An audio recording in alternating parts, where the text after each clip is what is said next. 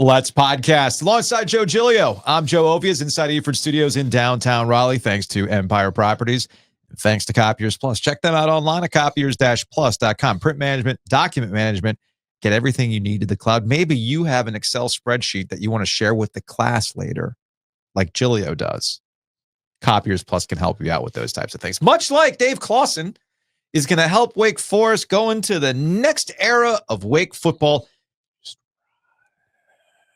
But he's going to slow mesh this bad boy into the future, just not as the head coach, Joe.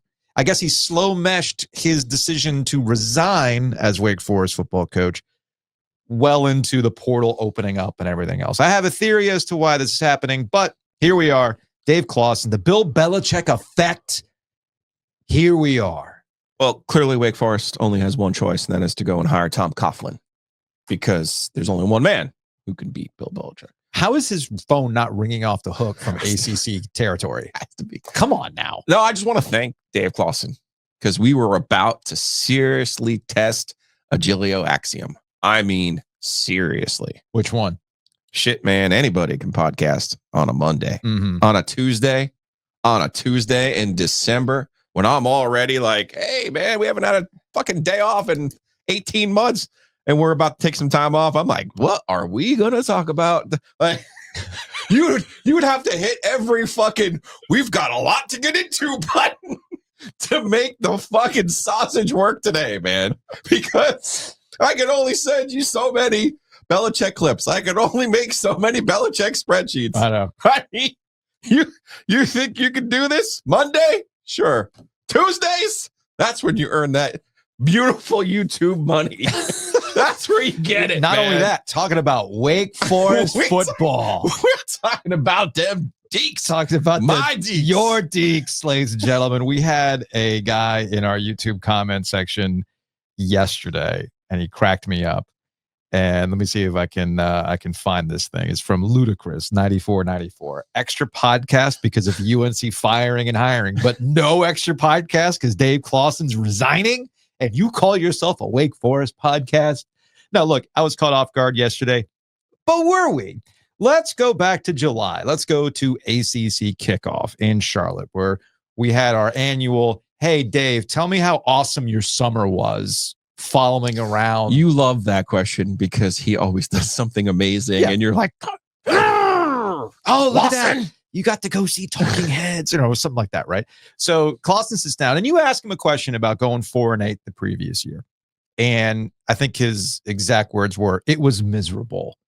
And then it was the way he said it too. It was terrible. He felt it. He did feel in his bones. He felt it deep. And his answer continues on. And at the tail end of his answer about going 4-8, he talks about looking at himself in the mirror. And then you follow up, which will air here. You follow up about, yeah, there was a way to do this at Wake Forest to get you out of that 4-8 hole, but college football has changed. And his response was interesting, and I think also leads to why we're here today. I think when you go 4-8, right, you got to look in the mirror and say, it's not one thing. We all collectively have to do a better job. There's a reason we were 4-8. What are we going to do to fix that? And we've been very intentional this offseason. And we'll find out in the next 4 months of how well we address those things. You were able to build a better mousetrap under the old model of what college football was, pre-NIL, pre-transfer portal. Do you double down on what you already know and has proven to work, or do you have to look at this last year and say it was at least a function of seeing your quarterback playing for Notre Dame? A part of the function. Yeah, I mean, I think, again, when you go from 7 straight bowl games and being ranked top 10 in the country 2 years in a row to 4-8, there's a bunch of things that happen. Okay. Yeah. Right? As a program, as an institution, we weren't ready for how quickly the NIL thing happened.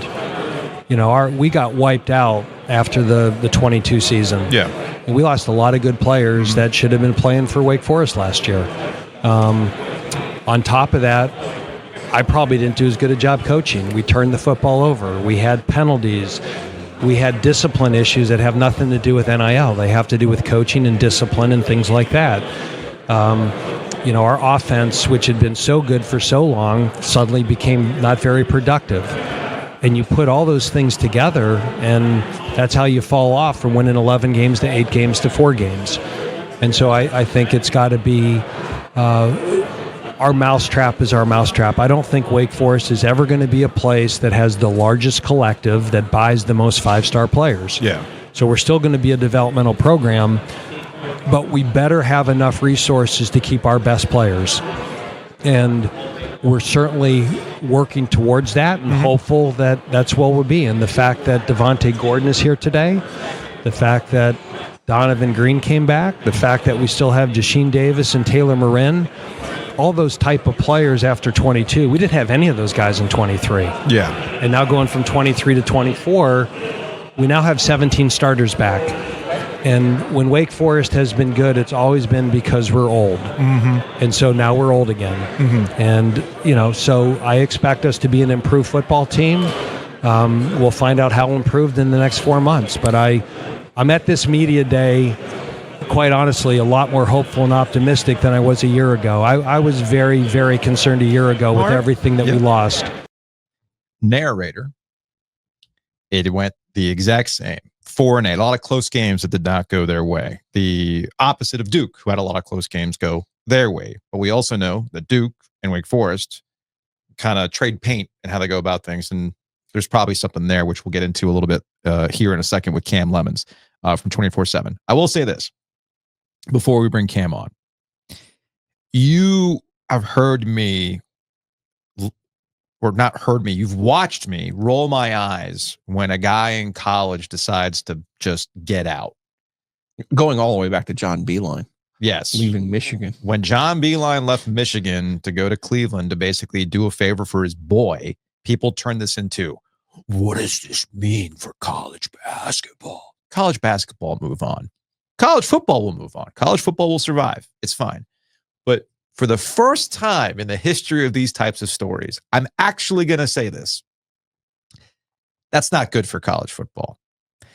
Dave Clawson's old school approach, finding the different way to build that mousetrap, is what makes college football what it is. Very specific to college football, too. NFL, everyone runs the same offense. Everyone runs the same defense. College football, the beauty of college football was, Nebraska played one way, Miami played another, USC always had a great running back. That's the feature. Notre Dame's offensive line. You had all of these different personalities, and now it's becoming homogenized. And you're right. That's not good for college football. That sucks. Or at least my enjoyment of college football. Sure. That sucks. In the same way that NASCAR became homogenized and that every track had to be freaking carbon copy of Charlotte, right? Yeah. Give me a Bristol. Give me a Pocono. Give me Watkins Glen, right? Let's mix it up, right? That's why we watch this kind of stuff. A little variety, baby. I know. I'm just naming off all the ones that I played in the NASCAR game on the PC back in 1998. Giving you credit there. Yeah. These are all those are the tracks I wrote. Ricky Bobby over here just dropping NASCAR bars. Now Martinsville can get the hell out of here. I hated that track, but whatever. It's 2 drag strips with some turns, but that's another story altogether. My point is that this sucks for college football because yes, when these are the things that you want to watch. This is what differentiates it. This is how does a small private school find a way to compete with the big boys? Well, you do it differently. Now you can't do that anymore. So let the record show for the first time in these types of stories, we'll go, what does this mean for college? Nah, this one got me. He's also 57. I think people can confuse because he's obviously a bit of an old soul. He is an old soul, yes. But I think people can be confused actually how old Dave Clawson is. But yeah, I thought this last summer, when you just look at his Wikipedia page and you look at where he was and what he did at Fordham, that is not an easy job. No, man. And what he was able to do there. Then you go to Richmond. I know Richmond is a 1AA power now, but they weren't before he got there. Then he goes to Bowling Green and he kind of middled it around. And he wins 10 games at Bowling Green, gets the Wake job. Of course, the first couple of years at Wake were dreadful. They go 11-3 and 21. They do the thing that you wanted State to do all of these years. Just beat Clemson. They didn't beat Clemson. Just win the division when you have a chance. When it's down, do your thing. Yeah. Take advantage of your opportunities. And he did that at Wake Forest. But he's not 72. He's 57. I mean, I could see him. He is truly, of all of the coaches that first of all, my opinion of him. I think he's the best X and O coach in college football. Mm-hmm. Hands down. Giglio death rules. My life is on the line. You got 24 hours to prepare. I'm taking Dave Clawson to coach my football team. Period. Yeah. Okay. You know this about me. He is the guy, in my opinion, that goes now and goes and finds like Wittenberg College and goes and I'm serious, and goes and coach D3 football somewhere because he loves the freaking coach. Bill Belichick is claiming to love football so much that he needs to go to Chapel Hill for $10 million a year. Like, okay, cool. There's a difference. Like, I think Dave is that guy who would just be like, oh, pick a D3 school in North Carolina, because I don't think he wants to leave North Carolina. But he is that guy who would just be like, yeah, you know what would be awesome? I did this at Fordham. I did this at Bowling Green. I did this at Richmond. That's what I like to do.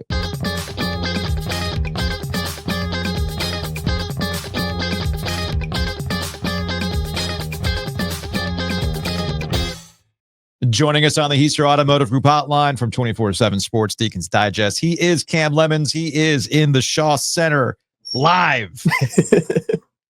Live reaction, because the ACC never stops. It never sleeps, Cam. Bill Belichick last week, Dave Clawson this week. I haven't seen a Wake Forest team play a game in 10 days, and nothing has stopped since. Jeez. All right, so before we brought you on, we played a clip from Dave Clawson at ACC kickoff, and we chatted with him. And you could kind of tell the changing nature of college athletics, which will really go into overdrive next season, was weighing on this guy. And I cannot stop thinking about his reaction to Sam Hartman. And maybe you're on the same page here. I feel like what happened with Sam Hartman going to Notre Dame for a year and how they kind of treated the whole thing broke him. It's really tough, because I think at different points over the last probably 12 months, you could say that, or you could also say, man, this guy really is as energized as humanly possible. The Sam Hartman stuff really felt like that was tough. It was a very tough moment, I think, for a lot of people just to deal with. But then over the last few weeks, you talked to him on and off the record, and you were like, no, this guy really believes like he can do it. He believes that, the last year and a half of the transfer portal, NIL going crazy, it's taken a toll on him, but with revenue sharing, he really feels like this is going to be, he at least wants one more shot. And so it was been a roller coaster, because I think going into the Cal game, that was the day that I was like, I'm not sure. I'm not sure if the season's at the end of the season, he's going to be beauty here. But then a week later, you talk to him, and I was just like, oh, maybe I was wrong. But I think the Sam situation was maybe a harbinger that we probably should have looked a little more at, of, maybe instead of it being a 5-year plan for Dave, maybe that turned to 1 to 2. Why do you think the program, I mean, I get that the portal is all this other stuff, and it's a valid conversation, but like they stopped getting like good receivers. They had a good running back this year, but defensively they were a mess. They always, there always seemed to be a Chubb brother or a Jet Bates out there to kind of save the day. As I like to say with, NC State, Peyton Wilson was an eraser. I felt like Wake almost always had an eraser on defense. Like, how did they just end up not having any of these guys anymore? I don't think it was as simple as the portal, right? It is and it isn't. It's one of those things of, when you looked at, Jesse Bates kind of was the anomaly, because he was someone that grew up a little bit faster than everyone's thought. But when you looked at the receivers, Sage and Scotty were old, man. Those two guys were really old guys. Boy Roberson was a 4th and 5th year guy. Tabari Hines, when he was here, was a bit older. Kendall Hinton had been around the program. Kendall was, I think, a year after I was. So he had been there forever. Those guys had been there for so long, and you looked at it. And obviously Taylor Marin was one of the better receivers they had this year, old guy, but they lose Jamal Banks to the portal, and you look at on the defensive side of the ball, it's not just NIL in the portal. It's, how much money you can afford to get some guys back. You lose a Malik Mustafa, you lose a Kalen Carson. Like those guys, in the past, in theory, would have maybe come back, but, it's not worth it now. And I think it's just one of those things of everything kind of compounded at once, of there are guys in the program that they really, really love and are just like, look, if we can just get one more year out of it, that's great. But when you're at a school like this, where you're actually going to school, and I know people hate when people say that, but you're actually going to school, that matters. Like, some people aren't going to college to play school. And so that's the thing. If you're losing 4 and 8 seasons back to back, how much do you really want to be around? And I think it's just everything kind of all at once. I really think that 2023 season where everything went wrong on offense was kind of a catalyst there. So here's my curiosity.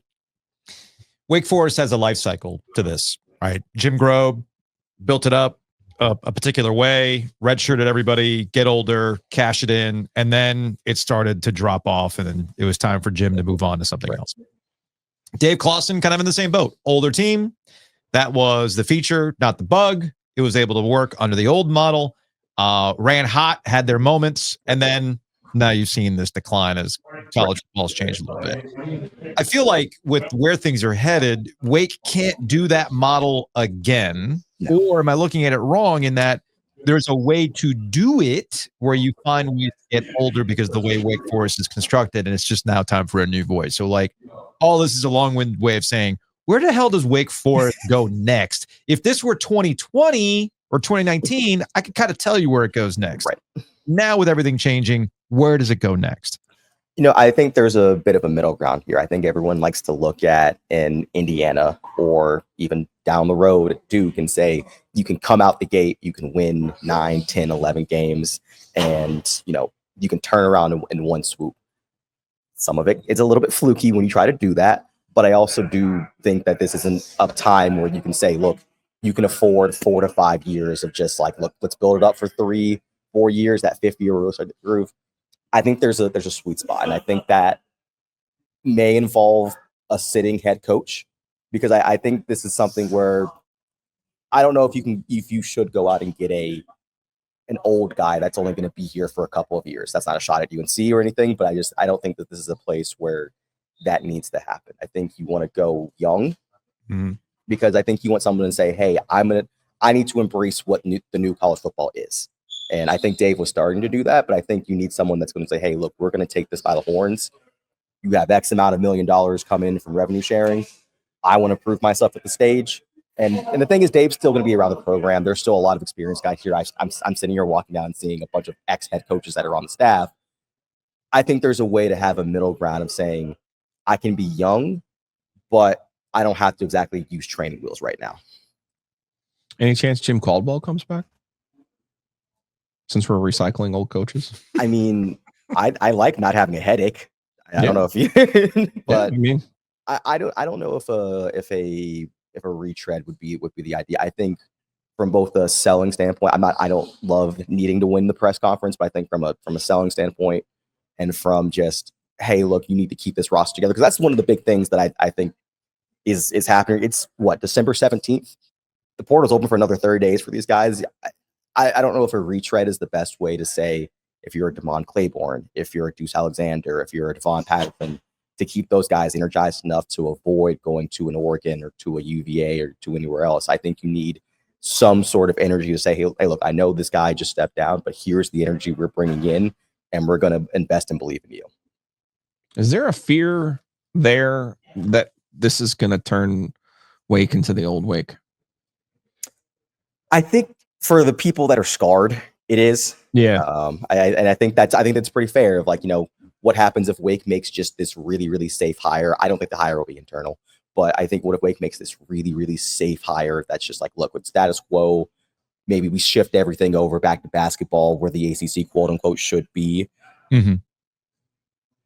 I do get the sense that Wake understands where the bread is buttered, and while I can't sit here and guarantee the hire is going to be a home run, I do think there's an acknowledgement of, look, we can't go back to just accepting 3-9, 4-8, 5-7. Like, granted, now you're not going to sit here and expect 9-3, 10-2, and 11-1 every year. I think that's unreasonable. Yeah, but some sense of, hey, we need to get back to being at least a bowl eligible team, I think is where that kind of baseline is. All right, so before we say goodbye, this is happening before the Dave Clawson press conference, which will start here in about 9 minutes when we're chatting with you. What is this advisory role going to be? Like, is it like make sure that the playbook doesn't fall in the hands of other coaches? Like, what are we doing here? No more Spygates? Especially with Bill Belichick. I mean, especially with Bill Belichick now in the ACC. You got Get it right. WikiLeaks. Or I'm sorry, WikiLeaks. You got to make sure that WikiLeaks never happens again and Bill Belichick doesn't get a hold of your playbook. I made a joke about that last night to one of my friends, and he was like, "Oh, you might be right about that. You might be a little right on that." I think we're actually about to flesh that out in about 9 minutes. I don't really know if anyone really has. I'm curious if it's more of firstly helping as a general manager with Kevin Higgins. I know it's general manager right now. I think having a front office style manager, I think, is something everyone wants in the new age of college football. And I think being a liaison between basically the staff and John Curry, when you got to raise these revenue sharing dollars somehow, I think being a liaison there and figuring out what's the best way to organize this team, I think might be the first step. But I think it might just be we'll figure this out as the days, months, weeks go on. Just as there is a push and pull between NC State and North Carolina. Yeah. In football specifically, there's a push and pull between Duke and Wake Forest. Always have been. So this could be actually Wake doing the right thing that Duke should have done with David Cutcliffe, right? Yeah. Like, it's like, hey, man, you did amazing because we hired you to be David Cutcliffe. And now instead of kicking your ass out and never talking to you again, we're going to have a role for you. It takes two people to do that. No, I know. It does on Duke, but I'm just saying, like, this feels like I'm saying that's a lot on Clawson to understand that. Oh, and I think that's important because I think the thing with Cutcliffe is he held on too long. Yes. And I think with Dave right now, I think and understand while the timing isn't exactly the best with the portal and everything, I don't think there's a great time to step away. But I think understanding, look, there's still goodwill here. Let's make the most out of this and see what's the best way forward for everyone, not just I want to have this storybook ending and have this 5-year plan of who I want to succeed me and move on forward. All right, Cam, we appreciate the time, man. Live from the Shaw Center. Thank you guys so much. Speaking of Shaw, the price of the brick keeps going up, Mitt. Let's go. Up and up and up. Let's go. All right, man. We'll talk to you later. Thanks, guys. Housekeeping. And it's brought to you by Enovana. You can check them out online at enovana.com. Got the email. You can give the gift of a clean house. It's better than the gift of the Magi. If you have mess inside your mansion or trash in your cabana, get it clean with Enovana. Thanks to everybody who sent me the Wikipedia entry for Gift of the Magi, including you, Joe. I feel like Jimmy Fallon. He was the one who was always laughing at his own jokes on Saturday Night Live. Yeah, is that right? He still does. He still does. I stepped all over the punchline there. It was really good though. I was moments of inspiration by me. Go to breakingt.com. Speaking of the gifts of the OG. There's no twist at the end. There's no life lessons here. Just get a cool, comfortable t-shirt with our logos on it. It's all at breakingt.com/OG. Use the promo code OG at checkout. You'll get 10% off that shirt order, and you'll get a mystery shirt between now and the end of the year. You can give the gift of Bomani Jones. Rialto, January 31st. Tyler Hansbrough in the house. Marcus Ginyard in the house. I believe we're going to have some state representation. I believe Lavelle Moan's going to be in the house. It's going to be a lot of fun. Go get your tickets today at therialto.com. Let's actually get into some legitimate, let's have a meeting here because we have some things to figure out. Let's have a meeting. We're having a meeting, Joe. What are we doing with our end of the year protocols? Tell me. Well, things got a little weird. And you know me, man. We don't have to do things the way we've always done them, right? Right. So we can switch things up. So I think what's going to happen is Friday, we're going to have a special end of the year regular show. Luke DeCock of the News and Observer is going to hang out with us. They're going to do Triangle 10. That's a Luke project to do it at the end of the year. We will unveil the Triangle 10, and we'll also have our end of term, end of a time with Roy Cooper. I wish we had some rights to Sarah McLachlan music that we could play. I know, that would be great. Great moments in OG and Cooper history. In the arms. Anyway, then on Monday, so that's in lieu of a mailbag. So it would be, I will remember you. That's a better point. So I'm not killing stray dogs. Reviewing all of the great gifts we've gotten the man. And sometimes we have to put stories down, though. That's the thing. We're moving them on. We're leaving those in 2024, Joe. You could save this bracket victory for just $13 a month. So what we're going to do in lieu of a mailbag on Friday is we're going to save that mailbag for Monday. And the mailbag will do a little bit differently for all you OG subscribers out there. Monday 12/23. You can email us, theoggoesdigital@gmail.com. Maybe there's something that we didn't talk enough about. Maybe there's like, hey, wrap a thought on this big thing. Anything you want to do, hit us up. Pick your favorite interview. And that was really good, that what we did with Dave Clawson there. Sometimes I forget how good we are. It's a reminder every so often. You can also call the sports 919-444-2211. Call the OG Sports phone and curse or don't. And then after Monday's mailbag episode on Christmas Day, December 25th, this is a You Were Right, Giglio. I thought to myself last year, who the hell is going to watch us on Christmas Day? Unwrap those gifts And watch the OG. with the OG. Right. And people did. They actually took pictures of, the Yule log, gifts, tree lit, and us on their television. Okay. Who am I to deny you Christmas cheer? So on the 25th, we'll drop a OG year in review. And then we're gone until 2025. We'll be back on January 2nd. Bubba State hires Bill Cowher. It's in play. It is in play at this Unless point. Carolina hires Phil Jackson. It's my next one. No, they bring Roy back. Nope. It's got to No. be Phil Jackson. It's got to be the NBA titles. The Fair enough. college success doesn't matter. Fair enough. So that's what we're going to do with the end of the year. I'll remind you all about this stuff tomorrow. Big thanks to our friends at Breeze Through. Check them out, breezethrough.com. Maybe you're getting on the road for holiday travel. By all means, go to Breeze Through before you get on the road. Fill up with very good priced gas. Get some snacks, get some beer, and then be on your way. And breezethrough.com has been a huge sponsor for us all this year and all of last year. And we are looking forward OGs. looking forward to continuing our partnership as a corporate champion into 2025. Big thanks to Nature's Relief. We've been talking a lot about family. We understand that some families can be a lot. My dad can Your be a lot. transition skills are still on point, man. My dad can be a lot. Will I be vibing on New Year's Eve, a little Noche Buena on a sipper? You absolutely freaking know I will. So drop on by Nature's Relief before your family comes into town so you can deal. Go to naturesreliefhempstore.com. Just being honest. Not everybody gets I know, the the happy warm warm fuzzies. fuzzies with the family. Sometimes you just got to deal with it, man. Yeah. And Nature's Relief can Well, help you with that. They get you your own warm fuzzies, manufactured warm fuzzies. Well, look, and if you're going to be sitting around the couch watching football, watching basketball, hearing scary ghost stories from Christmases long, long ago, you might as well do it in comfort. And that's where our friends at Roback come into play. Roback.com is the website. Use that promo code OG20 to save 20% off your order. Again, that's Roback.com. And you might need the super comfortable stretchy pants because you've been just absolutely getting it done with Two Roosters. You and Two Roosters, it's cuffing season. It's you and a Two Roosters pint together. Loving relationship between you and the Two Roosters.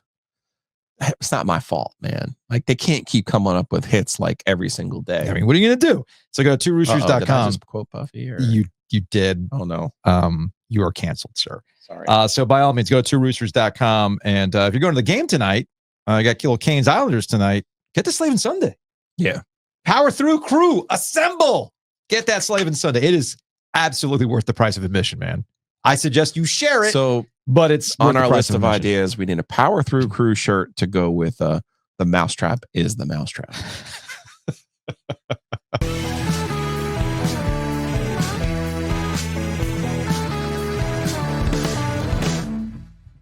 I feel like we're at the point where we probably need to start doing Today in Bill Belichick. Because every day there's something new with Bill Belichick. I mean, if you like money and you like getting paid, then I I do. would suggest we do it today in Bill Belichick. I do. How ridiculous. Alec Campbell would live for this. Oh, what? For the production? What a preposterous concept. How could we pull it off? What a challenge. You just threw down the gauntlet. Let's go. Well, I say this because we are in full Belichick mode. Don't believe me? I will read to you John Oran's newsletter, Puck. Subscriber. That's how we spend OG dollars on these newsletters. And this is his newsletter on how ESPN is going to use the Deion Sanders Coach Prime playbook that Fox used. much like Fox also used Jim Harbaugh as a way to move the needle. ESPN hasn't necessarily had this as a part of their package. So here's where we are with the Belichick playbook. Quote, sources in Bristol seem as excited about the prospect of Belichick coming to college football as Fox was about Colorado hiring Deion, and they will certainly give UNC some of its best windows early in the season. The problem is that UNC's early season schedule is not particularly strong, with Charlotte, Richmond, and UCF following TCU. Plus, ESPN holds all the rights to the far better SEC, so it's unlikely that UNC will become more than an interloper on ABC's primetime Saturday window. Usually, the powerhouse teams like Georgia, Alabama, Texas, Tennessee, etc. occupy that space. But ESPN has plenty of not quite primetime windows across its networks, and I am told that UNC will be in heavy rotation for one of the ABC windows most weeks, as long as the team wins some games. Quote, this is where the casual sports fan and the casual college football fan enters the equation, one source explained. That incremental audience is not necessarily avid about college football, but it's people who want to see Belichick coach college football. Here's what I would add to this. There's one misconception I think that people are making about Belichick versus Deion, which I think most people understand they're apples and oranges. Deion Sanders is a cultural force. Deion Sanders knows how to play the game. Deion Sanders has done reality television. Deion Sanders knows how to push the right buttons in the media. He knows how to get the people going, right? It's provocative. Bill Belichick is not that. Jim Harbaugh is in the same boat. Now, is Jim Harbaugh on the Deion level? No, because Jim Harbaugh is not a cultural force the way that Deion is. He doesn't cross over to the mainstream. But what Jim Harbaugh is always very, very good at is pushing the buttons, right? He knows how to troll. Bill Belichick does not do that explicitly. Bill Belichick's kind of dry, always will be dry. So I am wondering just how much of a pull Bill Belichick is going to be from the curiosity standpoint of seeing Bill on the sideline for a college game. But it's not like Bill's going to be really giving you anything during the week to get you going. The man is famous for, we're on to Cincinnati. I'm not here to talk about that. Blah, blah, blah. For heaven's sake, the man was on with Jim Gray on the Let's Go podcast, which you know he hates doing. And Jim Gray asked him about his contract. And Bill thought he could pull the old NFL trick of, I can't talk about my contract. Actually, Bill, we can, because you're at a public university and all that stuff is readily available. So we know you have a buyout that decreases from $10 million before June 1st, 2025, down to $1 million after June 1st, 2025. So Jim Gray had every right to ask him, hey, man, what's up with this contract detail? And Bill's going to be like, I can't talk about the contract. Bill, it don't work that way in college. So I get where Orand is going, and I bring this up to illustrate to our fans who don't give a crap about Carolina. Well, buckle up, y'all, because you're about to see a lot of freaking Bill Belichick on ESPN, because that's what they're going to identify as a thing to bring casuals in. I don't think it's got as much stretch as Deion does, but I can see why ESPN's doing what they're doing. Not dissimilar to what they're trying to do with Cooper Flagg. A little bit, right? A little bit. Like you had the Zion template, but that doesn't mean Cooper Flagg is Zion. I mean, you have a template. That doesn't mean Bill Belichick, gentrified Deion, will be actual Deion. Right. Right. Now, speaking of Bill Belichick and why this NFL stuff keeps coming up, this was Jimmy Johnson on Sunday on Fox. And I feel like Jimmy Johnson was either listening to the podcast or something. I'm not quite sure, Joe, but here's Jimmy with, don't you think it's strange that the greatest coach in NFL history is not in the league? Don't you think it's strange the greatest coach in NFL history is not in the league? Yes. Well, he was available last year. Nobody offered a job. There was no guarantee he was going to get a job this year. Now, of all the coaches I've ever known, he loves coaching football. He loves putting together an organization and a team. And North Carolina gave him that opportunity. He's able to bring his people in, very little interference. And then on top of that, I think he's happy doing it. He's going to be there for a long time. And Jay, just like he said in his press conference, I didn't come here to leave. So there you go. There's Jimmy Johnson. I love the subtle context, the subtext of Jimmy Johnson saying very little interference. Yeah. Jimmy, let's to be clear for the younger people out there. Okay. Jimmy Johnson was so good that he won multiple Super Bowls with the Dallas Cowboys, and he won a national title with Miami. He was so good that he's one of 3 people in the world who won a national title in a Super Bowl. He was so good that he even pulled up Barry Switzer into that group of 3 and gave him the gift of being able to say, yeah, I'm one of the 3 people in this world because of the roster that Jimmy Johnson put together and because of my refusal to even coach the team. They, in spite of me, appropriately won Super Bowl XXX. So that's how good Jimmy Johnson was. Jimmy Johnson spitting hot bars here. This is what I wrote about in OG Fans for today. Just like, and it sent me down this spreadsheet rabbit hole, which you can rearrange there. What do you want me to do this by? Well, there's the age. That's you want it by age? So here we are. These are all of the hires of the last 10 NFL cycles. So it goes back to before the 2015 season. There have been 66 coaches hired, 66 full-time hires in the last 10 cycles. The average age of that cycle is 47.6. So part of my working theory is, well, yes, Bill Belichick might be a dick, right? And maybe his personality flaws caused the NFL to fire him or, freeze him out. Yeah, because he's radioactive. I'm breaking up with you. No. I'm breaking up. You can't fire me. I quit. Okay. Part of the problem might be he's just too old. Could be, right? Maybe. He's the 72. There ain't no 70s on here. There's on my list, I think 13 of them are in the 30s. And most of them are 45 and under. If you go back and look, I need to teach you how to use a spreadsheet, but it's fine. I don't use spreadsheets. Those yellows are the ones that are his either guys. played for him or are his former coaches. Then I was kind of working on the theory, well, maybe people are holding against him that some of these former coaches didn't work out. I'm like, that doesn't really make sense. But then if you go all the way back to the top, you'll see, I was like, well, who was the oldest that was hired? Well, the answer is Bruce Arians, who was hired at 67 by the Tampa Bay Buccaneers. I was like, well, geez, man, what happened when the Buccaneers hired the oldest possible coach? They won the Super Bowl. Who was their quarterback, though? Tom Brady. Oh, yeah. Which kind of gets us back to, it's probably not all, it's probably not little. Like, you are really a spaz. What do I do here? What if I want to go by number of jobs? They're frozen. No, that's their second job or their third job. What you want, if you go to click on the E and then an arrow comes down, and then you sort sheet by Z to A or A to Z. And what do you flips want? It. What do you want? Whichever way you want to go. A to Z. Okay. Those are the defensive coaches. Well, see, I was trying to do it by the number of jobs. Okay, well then go to F. Okay, there you go. F, A to Z. Here we go. There you go. Those are all the firsts. Okay, so this is the part that I was curious about, is the amount of times these guys got jobs. This is to your point. Yes, that's what I was trying to do, because I did not pay attention my freshman year at NC State's how to work office class. Remember that class was like 1 credit hour? You remember that one? Right? Yeah. Yeah, man. I didn't bother.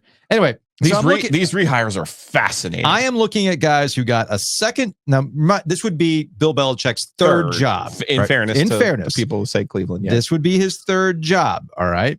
So let's look at the guys who get their third job. Lovie Smith.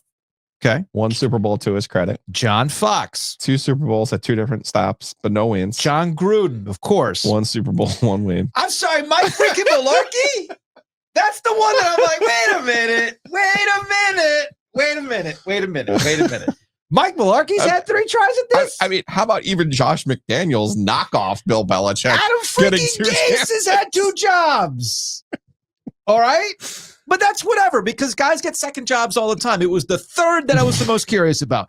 And all those dudes made a lot of sense until I got to Mike freaking Malarkey. That's a bunch of malarkey is what I'm telling you right now. And I'm sure that Bill Belichick feels that way. Now, do you feel that Bill Belichick's media game is malarkey? He was on with Pat McAfee yesterday. This gets back to the ESPN playbook on what we're going to get with Bill Belichick. This is the part that I thought was hilarious. He says, it's not about wins to me. It's about championships. Joe, the standard is the standard. Yeah, Coach, as a Patriots fan, I know a lot of people in New England feel this way. A lot of us want to see you back in the NFL just because you are 15 wins away from being the all-time leader for wins in the NFL. Was that ever something that you considered when, taking the job at UNC, that you were so close to breaking that record, or was that just completely out of your mind and you don't even think about that? You know what, Connor? I never really gave that one a lot of thought. To be completely honest with you, it's not about wins to me. It's about championships, and that's what I want to do. Is I want to win championships. The wins are great, and you got to win games to win championships. I mean, I get that, but to me, it's about championships, and that's really what I'm most proud of. Is not how many games we won, because it's hard to win in the NFL. I am proud of the games that we won. And the teams that won those. But I'm proud of the championships that I was a member of and contributed to. And teams win championships, and I'm proud to be, an 8-time Super Bowl champion, part of 8 teams. And they weren't my teams. I was part of those teams. But that's really what means the most to me. And we look back on games that we won and proud of those moments. But it's when you can put together a full season and walk off the field as the best team at the end of the year. That's what really means the most to me. So however many wins that was or wasn't, 300 and whatever the number is great. And yeah, Joe, he doesn't know that number. That's why I played the clip. I was waiting. I wanted your reaction in real time for that one. Whatever the number is that I've won, the 14 shy of the Shula mark, Joe, whatever number that is. Whatever number that is. Sir. Buddy, I'm Sir. telling you. Sir. I'm telling you. Come now. I'm fine with the championships. I'm fine with that. Sure. I mean, that's fine. I might pass out. I'm lightheaded. I'm being serious. That's why I wanted to play that clip. I was waiting for that exact moment. I'm glad you didn't do a spit take onto your computer. Let's see, what else would we have from the McAfee show? We've had a lot of mutual interest with players that want to come back to their home state. Joe, I was waiting for this one. We've had many coaches come through North Carolina. What do they all say? Please tell me he does it. What do they all say, Joe? We got to build a fence around the state. I'm not quite sure Belichick said he's going to build a fence around the state, but coming back home is a key thing. I saw a report recently that said, the number one quarterback in the 2026 class, based on one of these different recruiting services. But he had, offers from the list of usual suspects. And then the news came out that you were going to go to North Carolina to coach. And he basically said, like, hey, listen, I'd be crazy not to consider North Carolina now with, Coach Belichick there. Is that something you kind of expected when you took this job, that your resume and cachet would maybe a lot of these guys who, had never considered North Carolina before, now it's kind of a whole new ball game, especially with the plan you laid out with it being basically a factory to the NFL? Yeah, you know what? I can't honestly say that I expected it. I'm not sure what my expectations were, but it's certainly exciting to see it happening. And again, we've got a lot of feedback from agents, high school coaches, players entering into the portal of their interest in coming to Carolina and being part of the program. So, we'll just do our due diligence and follow our process on that. And, things will work out for some and things won't work out for everybody. But it's definitely, exciting to get in on the process and be working through, the recruitment of various student athletes that are both here.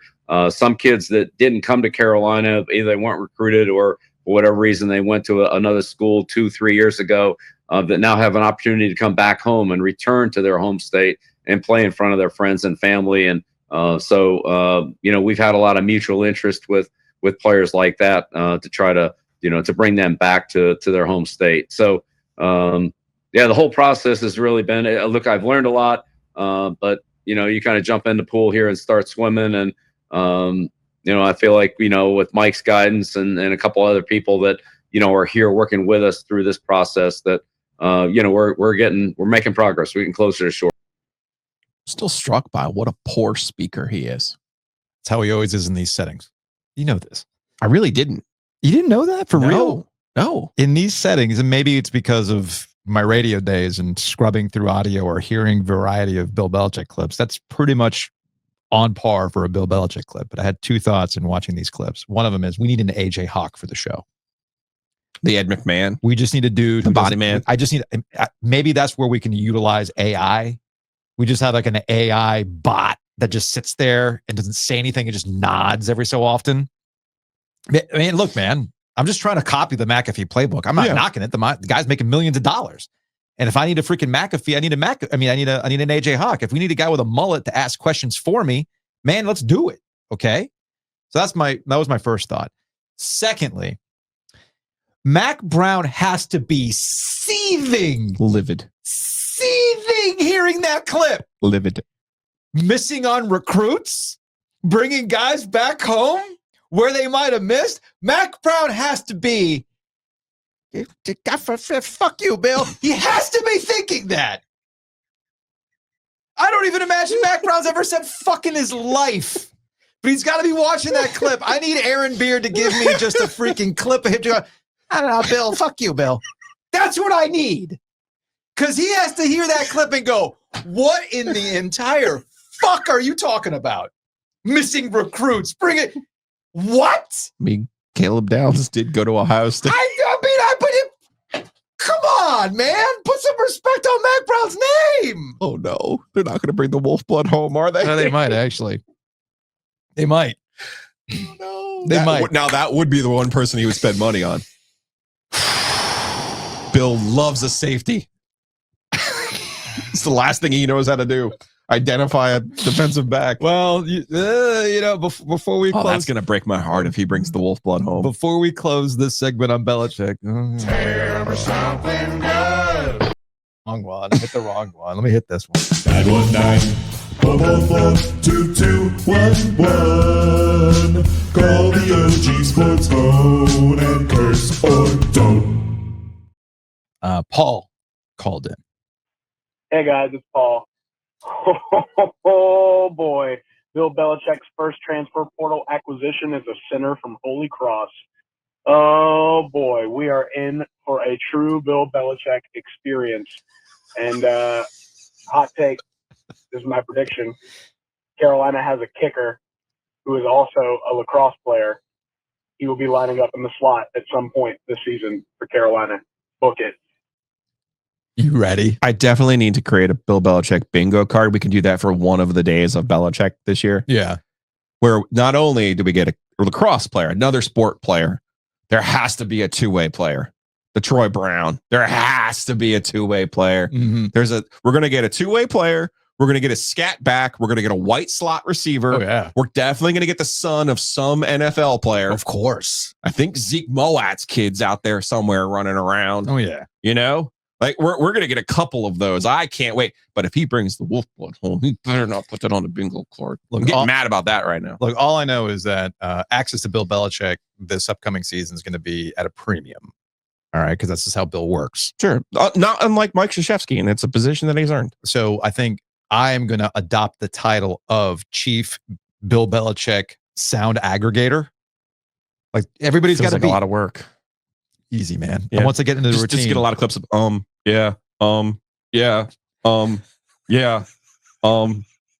shit, man, you got 6 Super Bowls. At least I know how to talk.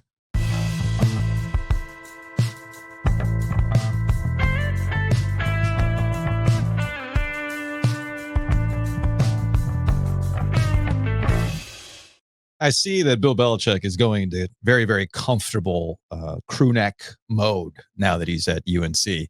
But are they as comfortable as anything home field has for you? Not a chance. Not a chance. Go to homefieldapparel.com. Go convert yourself into sweatpant land like I have. Get these fleece lined sweatpants, and you too will reconsider your stance on going to a Costco in sweatpants. Eyes up here, Joe. Eyes up here. Go to homefieldapparel.com. OG24 is the promo code. You can save 15% off your order, but be diligent. Go to the website like on a daily basis because they're coming out with new deals all the time. Buy one, get ones, 20% off site wide, all that kind of stuff. So head on over to our friends, homefieldapparel.com.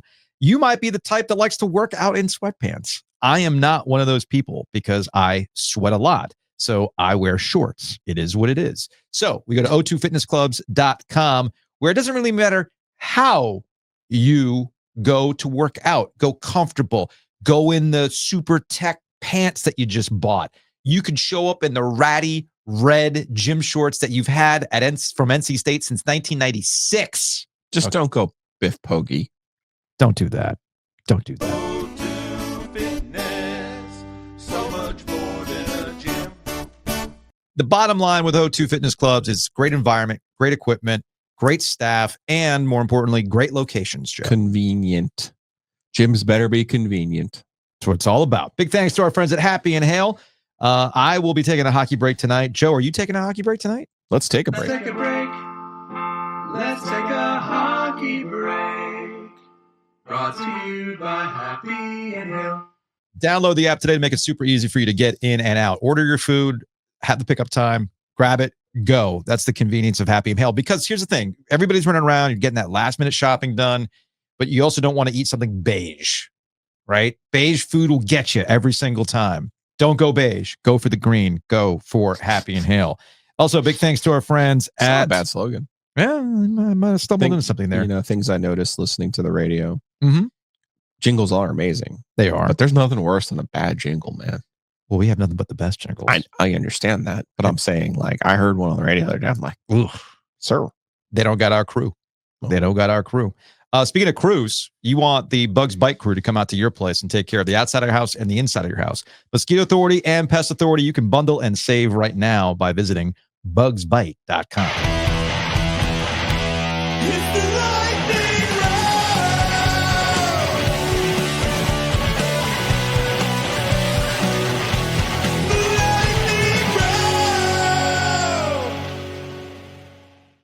Lightning round brought to you by Sam Jones Barbecue in downtown. We are getting hyped for the Sam Jones Bowl between ECU and NC State. Joe, you're going to be there. Saturday, December 28th, Annapolis, the Go Bowling Military Bowl. Be there with bells on. I'll probably be at Sam Jones watching the game while I eat. 5:30 start. How many shots of the Colonel am I going to need to stay warm? Oh, dude, in Annapolis. You're going to be gonzo, man. We're freezing.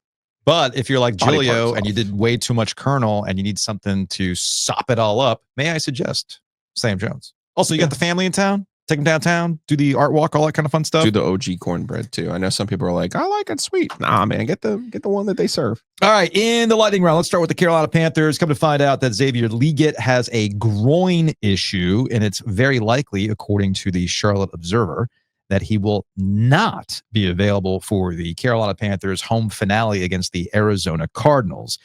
Arizona is another one of these teams that's very winnable for the Carolina Panthers, coming off that Cowboys game that was also very winnable. But as we highlighted yesterday, you should have done all the things that you were building towards against the good teams, against the bad teams. Maybe you'd be feeling better about yourself, but it is what it is.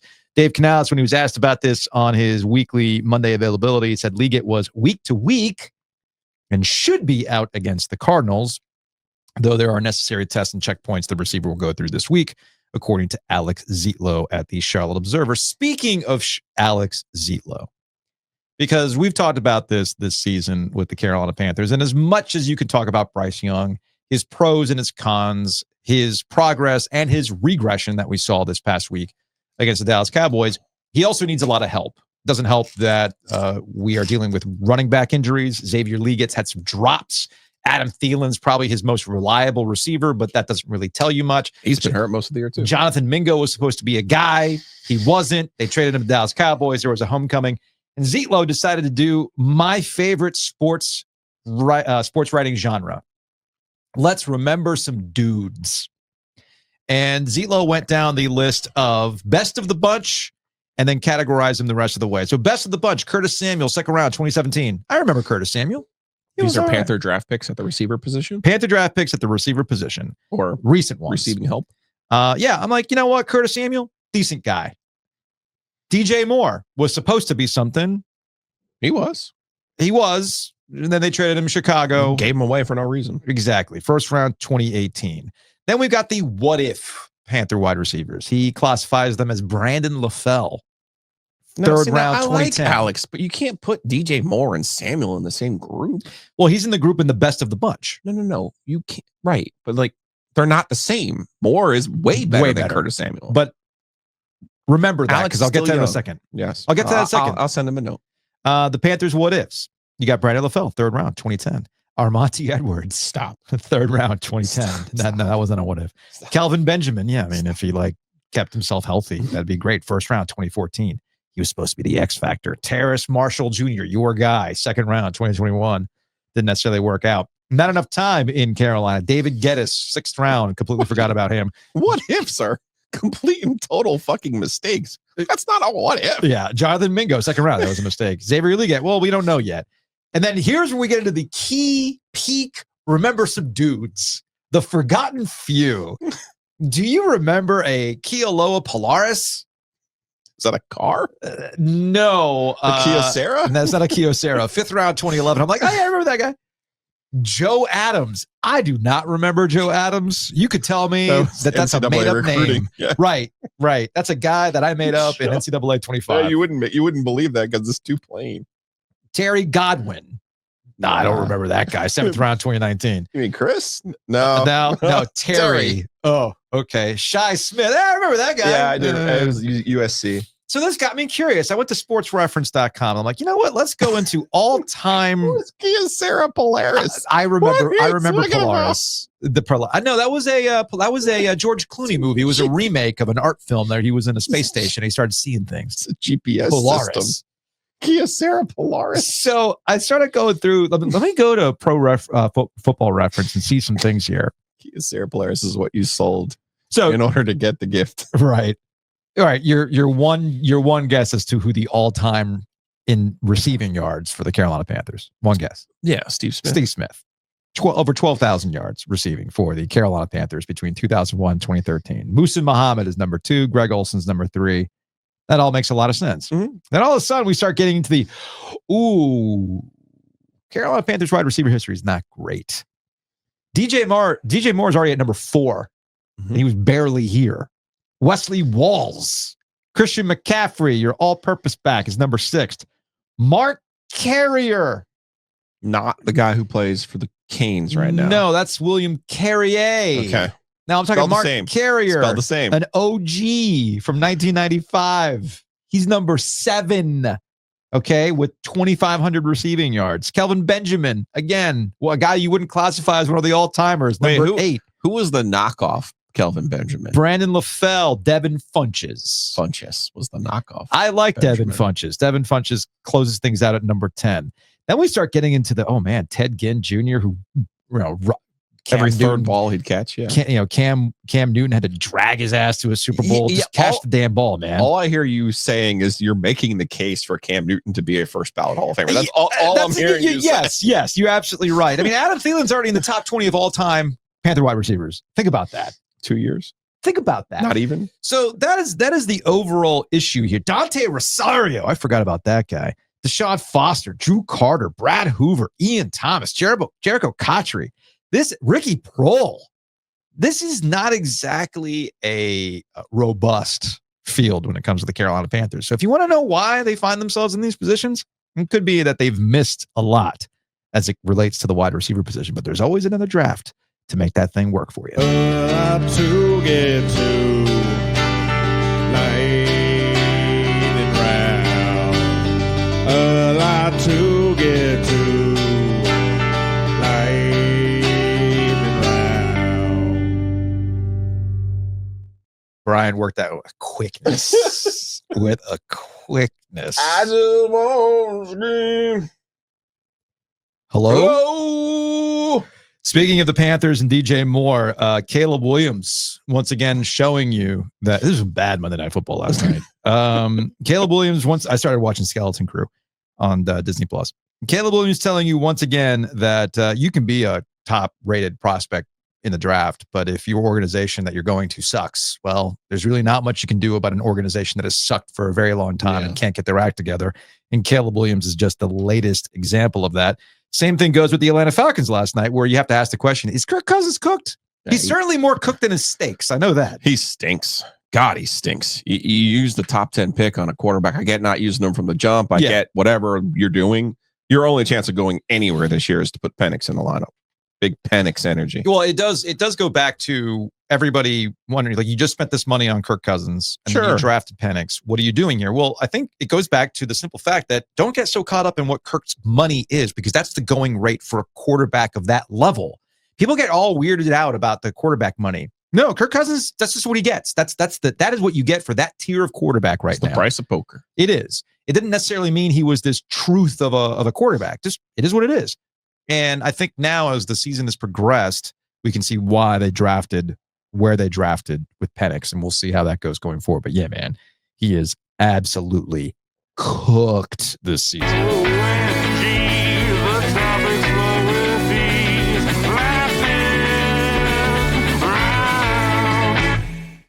So you mentioned Cooper Flagg earlier and how we discussed these things and how ESPN has tried to play or use the playbook, the Zion playbook for Cooper Flagg. But because it's early in the basketball season and we're trying to generate some conversation, I see this from Field of 68. I subscribe to their newsletter.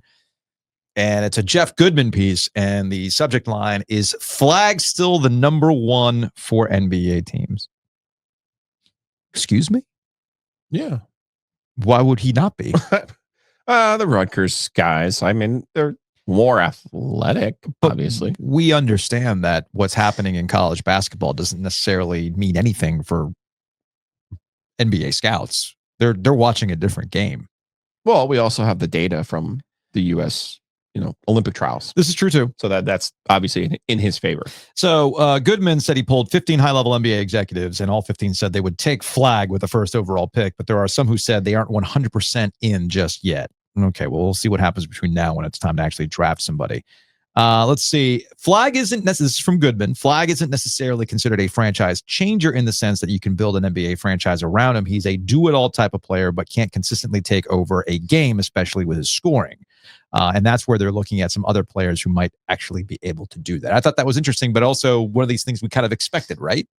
Yeah. The comp I gave you was actually right, but nobody wanted to hear we'll you. come around on it. Don't worry. We'll get there. Nobody wanted to hear you on that one. Topic, stack it up.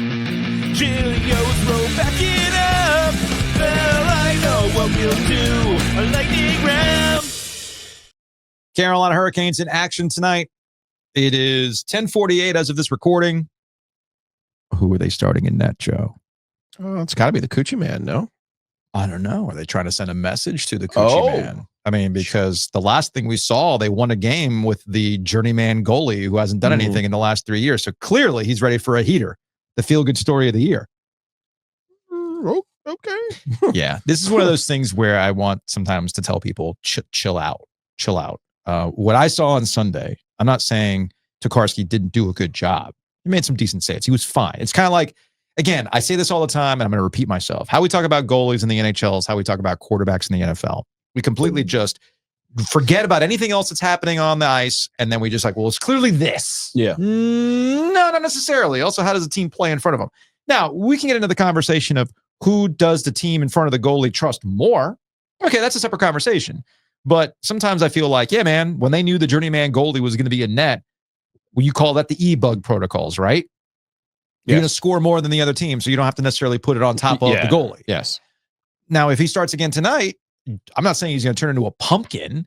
I'm simply saying that let's not get too crazy based on one game out of a journeyman goalie. I think it's all part of the process of the Canes just battling through what's going on this season. So in the meantime, just chill out and just hope your best players are your best players. Well, your best players have to be your best players. And then they have to make shots. It's the only way you can win.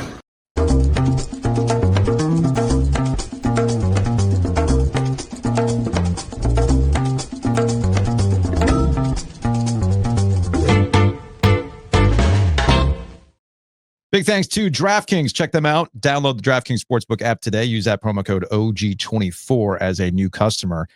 We have been talking a lot about the Kansas City Chiefs and Patrick Mahomes, the ankle. Have the odds changed at all? Nope. It's the same. Nobody's backing off that. No, I mean, they're no longer the favorites by themselves. Who is the favorite now anyway? The Bills. Is it the Bills? Yeah, that's what I thought. I thought it'd be the Bills. But regardless. The poor Bills. As I've been mentioning, you might be having some family in town, things like that. I know everybody's hype about Christmas Day, watching football. Netflix is going to be blowing it out, all that kind of fun stuff. May I suggest a great way to ignore your family is to just sit on the couch with your phone and say, guys, don't talk to me. I got a parlay right now. Or you want to incorporate your family. Maybe you want to vibe with that strange uncle that you've never really been able to connect with, but you say, hey, man, What do you think about this 8-game parlay involving 3 bowl games, a college basketball game, and an NFL game? And that weird uncle's going to go, oh, word? I'm in. Let's go. Yes, it is the most wonderful time of the year. Getting in on all the hoops, football, hockey action at DraftKings Sportsbook. And in the season of giving, we are gifted all this stuff from the bowl games, the college basketball matchups, and of course, all the NFL and NBA. So here's what you do. Go to DraftKings, download the Sportsbook app today. Here's a gift for all new customers who bet $5. You will get $150 in bonus bets if your bet wins. Download the DraftKings Sportsbook app. Use that promo code OG24. Again, that's code OG24 for new customers. You will get $150 in bonus bets if your bet wins when you bet just $5. And happy holidays from DraftKings. The crown is yours. Gambling problem? Call 1-800-GAMBLER. In New York, call 877-8-HOPE-NY or text HOPE-NY 467-369. In Connecticut, help is available for problem gambling. Call 888-789-7777 or visit ccpg.org. Please play responsibly. On behalf of Boot Hill Casino and Resort in Kansas, 21 and over. Age and eligibility varies by jurisdiction. Void in Ontario. Bet must win to receive reward. Bonus bets expire 168 hours after issuance. For additional terms and responsible gaming resources, see dkng.co/ftball. Big thanks to Matt Davis over at State Farm. Check him out online at insuregarner.com or call him directly at 919-779-8277. Yeah, you're spending some money on gifts. You're splurging a little bit, going out a lot. Ways to save money in 2025? Home and auto, Joe. And it all starts with a call. Save up. Speaking of the holiday, you might have home FOMO. You're visiting a friend. They got this new construction. You're like, dang, look at all this space. Look at all the room they have for their Funko Pops. I would love to have a room dedicated to Funko Pops. You go to Hometown Realty, myhtr.com, and you tell them, hey, look, I need a spot to have all of the Han Solo variants that I've picked up over the years on display. Cool? Please. Please. They can help you out with that. Again, that's myhtr.com. Maybe, look, you're in a relationship. Sometimes things don't work out, and you want to make sure that your partner doesn't get all those Funko Pops that you have spent your entire life collecting over time. You're saying, you might get the couch. You might get this, but you ain't getting these Funko Pops. Whitaker and Hammer, they can write that up. Right there in big, bold print. Section 3.8, no Funko Pops. So go to wh.lawyer, and they can help you out on that. This is going places. In the meantime, you go to the butcher's market. Get the hot dogs. Yes. Hot dogs were a big winner, were they not? Huge.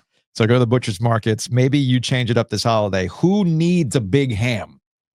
No. Grill up them dogs. Dogs. But yeah, I mean, Christmas equals filet mignon. Come on. So next time somebody says, you got that dog in you, you say, Or yes. ribeye. Yes, I do. I got that butcher's market dog in me. That's what it's all about.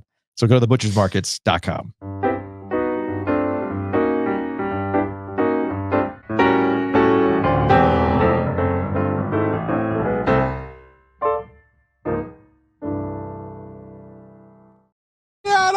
All right, let's go to the YouTube comment section, see what we got cooking up here. All right, from Doug. Definitely easy for the SEC to attract quality P4, P5 coaches when they can pay the big bucks and not have any pressure to win outside of Kentucky, Florida, Arkansas. My wife went to Bama, watches all football games, but only watched like 10 minutes of their basketball season. Yeah, Kentucky's the only one with pressure, dude. Florida, there's no pressure. From Michael, great day to be a Tar Heel. My man killing in the portal already. Yeah, get those Holy Cross linemen. Hell freaking yes. From John, I'm curious what Mac Brown thinks about what's happening at Carolina. I don't know, man. If you watched McAfee yesterday, as I said earlier, like, excuse me, you said, what about recruiting? He's been asking for more money during this whole tenure at UNC, and when they fire him, they give the next coach the bank. Mac is probably thinking he could have played for a national championship with UNC if he had that money. I would tell you no, because he had all that before at Texas, and he got exactly one. I'm not saying it's easy. I'm simply saying it's not as easy as just throw me a bunch of money and it'll all work out. There's a lot of things that go into place when it comes to that. From our guy Ludacris, extra podcast. Yes. From Kevin, the gift of the Magi discourse is absolutely appropriate. Greensboro native O. Henry may be the North Carolina's OGO. That's a good point. From Blind Lemon Jello, I love that Blind Lemon Jello like does the timestamps, so we know exactly. Sure. No, hey, look, I appreciate that. I'm like, what are we talking about? Oh, here's a timestamp to tell us. State doesn't have doctors and lawyers; they just happen to have the state government, Joe. Okay. I don't know about that. Deep state. Yeah, I don't know about that. From Brian, I'm curious what you think about college football. What college football can really do to fix the calendar? Yeah, I mean, starting with their signing day should be before the season, and then obviously, why do football players need to enroll during the spring? I'm confused. Why can't they just enroll in the summer like normal students? That would be the other thought process here. Great question. Let's see, from Steven. Hey guys, I'm from Lumberton. Y'all must not have ever been to Lumberton. Oh, don't you disgrace because Lumberton. I don't know where the nice girls. There were nice girls from Lumberton. Shouts to Love Sam the show. Smith. Come on now. What are you talking about? Shout out to Kate and her family. Yeah, wonderful Stop. family. Come on now, Lumberton. Let's go. Let's see. Say what you want, and kudos about last season, but Kevin K is not it.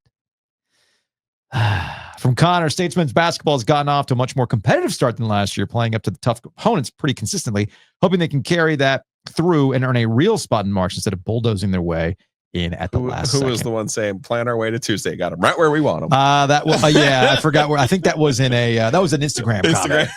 That was an Instagram comment. Got you right where we want you. Going on another run, baby. Anyway, that's going to wrap it up. We will see y'all tomorrow. Very jam-packed show tomorrow. Joe's already out. He's so excited about tomorrow, he's leaving.